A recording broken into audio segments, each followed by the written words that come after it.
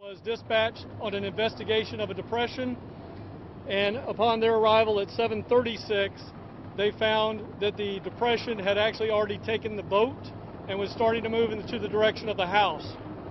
Shortly thereafter, the house located at 21835, again that's 21835, went into the sinkhole, and then later on, about an hour later, the second address, again 21835, ended up going in as well.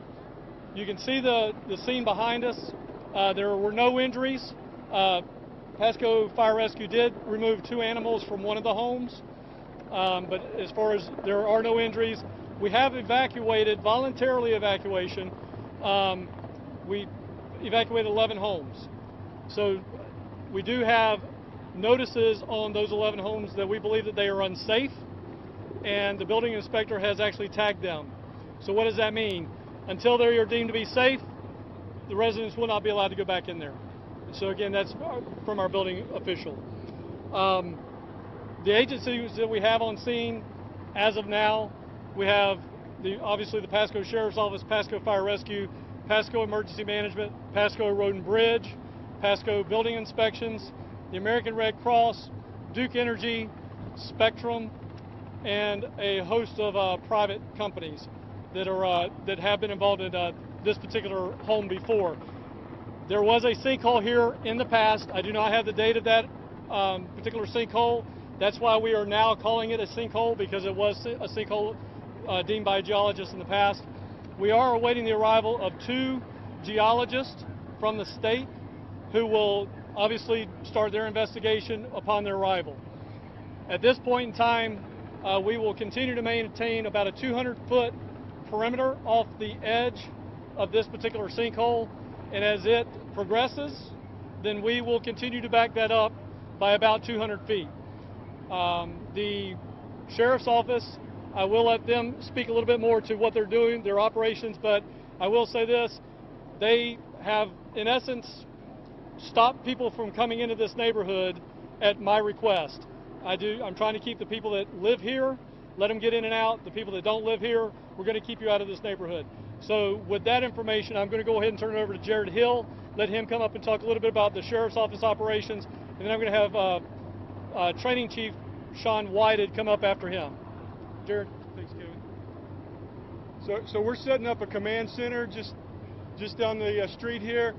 We have officers starting to widen our perimeter a little bit.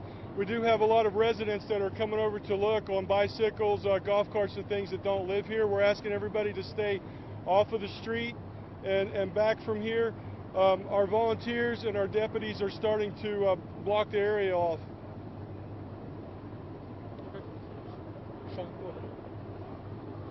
Hi, Sean White from Fire Rescue. Right now, we're still here just in a support role. We're here to make sure no one gets any injuries or anything like that. And we're just kind of waiting for Mother Nature to finish doing her thing so we can assist in the mitigation of this situation.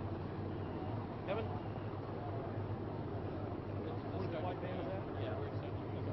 So I literally just got a new update from the state of Florida. Their State of Florida Division of Emergency Management, our regional coordinator, is here assisting me with monitoring situations. And behind the address at 21825, the sinkhole is continuing to grow, and it just took the pool in to the sinkhole with it as we were doing this media conference. So I will say this: when we finish this, and I know we're going to try to go live at 12, we are going to need to push back beyond the next tape over there. So we're going to have a quick breakdown and a quick setup again. With that, do we have any short questions that we can address? We'll start with Channel 8. Yeah, Paul Mueller from News Channel 8. You told us we could see what's happened right there, but give us the dimensions and size, if you will. Earlier you said you were really unsure how deep this is, but given the looks of it, that must be pretty deep. So right now we're looking at an approximately 200-foot wide sinkhole, and the geology reports from the last time they mediated this particular sinkhole estimated the depth at 50 feet. Now, again, that's an estimation, but we believe that's probably very true, because we've had portions of this house go into the sinkhole, and you cannot see that portion of the house any longer. So we are believing that it is probably a good 50 feet deep. We are, as we see encroachment towards this lake, we are expecting it to continue to grow. We are going to shut, I don't know if Jared talked about this because I was getting that update, but we are going to shut down the lake boating traffic as well in this particular lake. Put a Marine patrol there. Right. So again, the Marine unit will be over there taking care of that. So to your point, Paul, it's about 200 feet wide. We're estimating about 50 feet deep at this point. It is continuing to grow in the direction of this lake and in this particular direction here. How terrifying, how frightening for the people who live here. We've been here, we've watched this. We've watched the house go into the ground. So, we've watched the road go into the asphalt. So one of the things that we have done, and we did immediately, the folks on Engine 23 as well as the first responding sheriff's deputies, we got people out of harm's way. So there is no life safety issue right now. We've got the life safety issue taken care of. And it was frightening. I guarantee you the people that were coming out of these houses were frightened. We're now at a situation where we're trying to conserve property, but again, Mother Nature is going to take what Mother Nature is going to take. So we're trying to save lives, conserve property this time, wait for the scene to stabilize out. That's where we're at in the response. How fast would you say this? So when in the first, I would say, Sean, you're probably going to need to help me on this, probably within the first hour, this grew probably 50 to 100 feet. It is significantly slowed down since then. Over, I'd say the last hour, it's only probably grown maybe 6 feet in each direction, with the pool probably 6, maybe 10. Any other questions? What does that say to you overall then? Are we seeing a slowdown? So, well, what does it say to me as the emergency management person for the county? Says that I need to continue. I've got an active sinkhole and I need to take protective actions, continue taking protective actions. I'm not a sinkhole specialist. That's what we're waiting on now.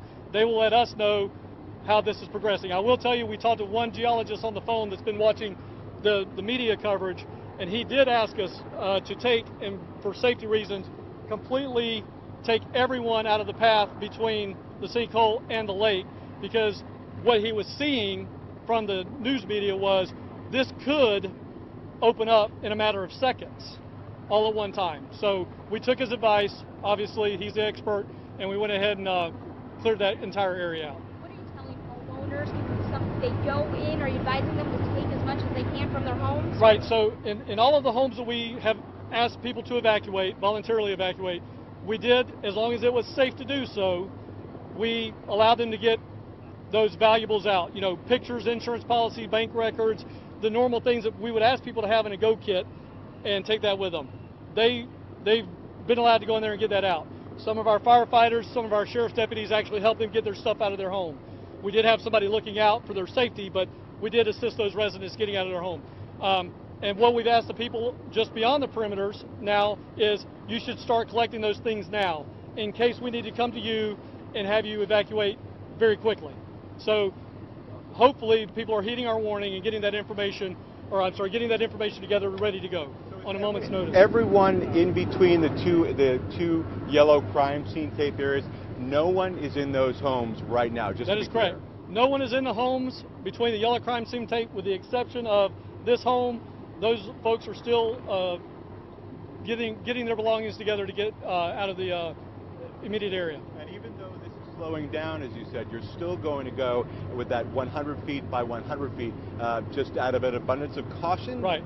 Out of an abundance of caution, and of course, as I said, while we're doing this media stand up here, we've had it come another 6 to 10 feet closer, so we are getting ready to push this perimeter back another driveway, which is about 75 to 100 more feet. I'm sorry? So the homes behind have also been tagged, and we have officers and folks stationed on Canal monitoring that situation there. Next question. Who's going to be responsible for mitigating this sinkhole? So typically what we do is, just like any other disaster, we start with insurance. So we'll be contacting the homeowners and the insurance that where the sinkhole originated, and then we will move to those next levels. You know, there's obviously, I know the county administrator standing behind me, but the county's going to have to make some investments here. We understand that. Obviously, the road belongs to the county. We're going to be working with the homeowners, working through this over the next several months, and I think we need to establish that right now. There will be a presence of emergency management, sheriff's office representatives here for probably the next several weeks. All right? Any other questions? So you're saying we can stay here through 12 o'clock? No, so what we're going to do is, since there are no other questions, we got about 18 minutes to the top of the hour. So what I'm going to ask you to do, I'm going to have one of our deputies, do you mind checking with this homeowner to see if we can use their driveway for 12 o'clock, if you don't mind?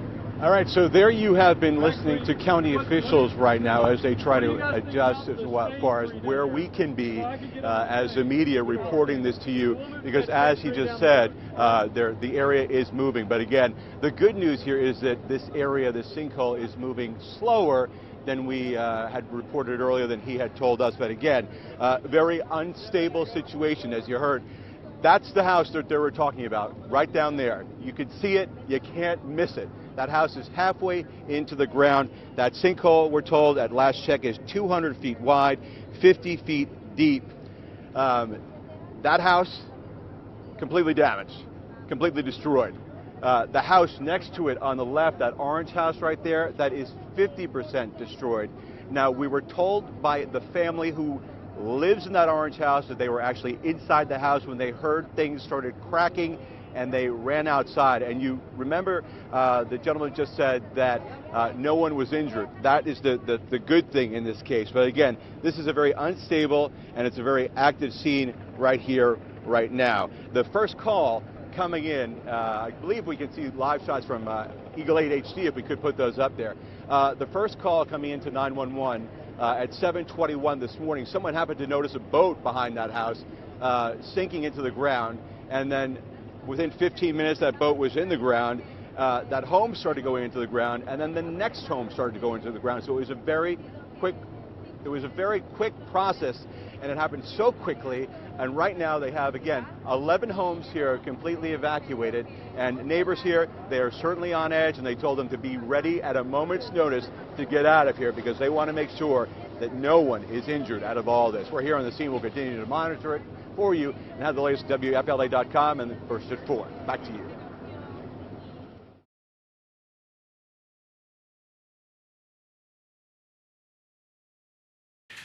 And in Florida, neighbors have evacuated from the site of a massive sinkhole. It opened up this morning and rapidly expanded to more than 200 feet, swallowing up a pair of homes. And now several other houses are also threatened nearby. We get more from NBC's Kerry Sanders. Early this morning, neighbors just outside of Tampa, Florida, startled by a sharp, crackling sound. The earth had opened beneath them, a dangerous sinkhole quickly growing. There's a sinkhole right next to our neighbor's house, and it's literally eating the house, like, completely. Look at that. It's a sinkhole. Jose Rodriguez and his family at first didn't understand what was happening, but then scrambled to safety as the walls in their homes cracked and the floors buckled under their feet. The first time I didn't know what to do, actually.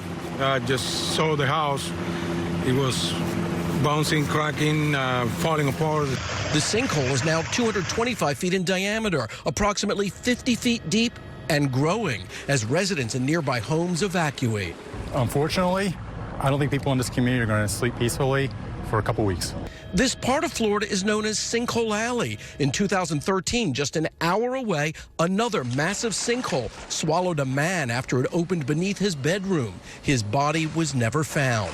Florida's sandy soil sits on top of a layer of clay and a layer of limestone. Circulating water from too much rain or drought can dissolve the underground layers, causing the earth to give way.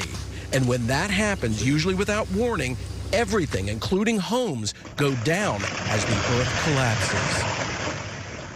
Tonight, with 2 homes already gone and 9 homes evacuated because they're in the path of this growing sinkhole, the question is, when will it stabilize and stop growing? And the experts here say making that call could take weeks. Lester? What an awful scene there. Kerry Sanders, thank you.